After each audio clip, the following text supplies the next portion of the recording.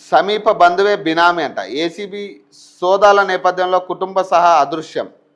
కిషన్ ఆదాయం 3.5 కోట్లు, ఆస్తులు 10.45 కోట్లు. మహబూబ్ నగర్ వ్యవహారంలో ఆసక్తికర అంశాలు వెలుగులోకంట.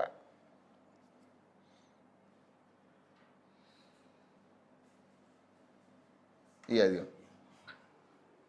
మహబూబ్ నగర్ డిటీసీ వ్యవహారంలో ఆసక్తికర అంశాలంట. సమీప బంధువునే బినామీగా పెట్టుకున్నాడంట ఆయన. మొత్తం 300 కోట్లు అతని ఆస్తులంట. అతని జీతం ఎంత? 1,50,000. మరి ఎవడ పైసలు తిన్నాడు మరి ఇప్పుడు? ఇట్లాంటి వాళ్ళు ఉండబట్టే పాపం ప్రజలు సామాన్యుడికి పని దూరం అవుతుంది. గవర్నమెంట్ పనులు, గవర్నమెంట్ సంస్థలు సామాన్యుడికి దూరం అయ్యే పరిస్థితి ఉంది ఇప్పుడు. ఇట్లాంటి బ్రోకర్లు, ఇట్లాంటి వాళ్ళు ఉండబట్టే ఇక పైసలు తీసుకుని, లంచాలు తీసుకుని ఎవడు ఇష్టం వచ్చినట్టాడు. ఆదాయానికి మించిన ఆస్తుల కేసులో చిక్కిన రవాణా శాఖ Mahabubnagar deputy commissioner DTC Kishan గురించి అవినీతి నిరోధక శాఖ కూపీ లాగడంతో ఆసక్తికర అంశాలు వెలుగులోకి వస్తున్నాయి.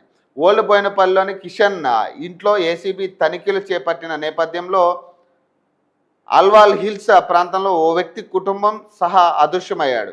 దీనిపై ఏసీబీ మరింత లోతుగా ఆరా తీయగా ఆ వ్యక్తి కిషన్కు సమీప బంధువుగా తేలింది. వాస్తవానికి కిషన్ బంధువులు, సన్నిహితులు ఇల్లు స్థలాలకు సంబంధించి 11 చోట్ల మంగళవారం ఉదయం ఏకకాలంలో సోదాలు నిర్వహించిన సమయంలో అల్వాల్ హిల్స్లోని ఆ వ్యక్తి ఇంటిపై దృష్టి సారించలేదు.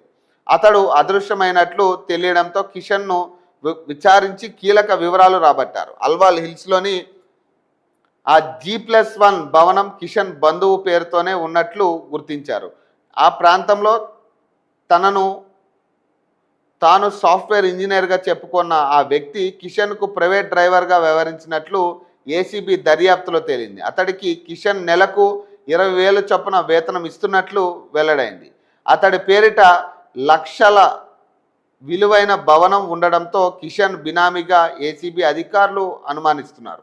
కిషన్కు సంబంధించి ఆర్థిక లావాదేవీలన్నీ అతడే చూసేవాడని గుర్తించినట్లు సమాచారం. ఆ వ్యక్తిని విచారిస్తే అతడి ఆధీనంలో ఇంకేమైనా ఆస్తులు ఉన్నాయా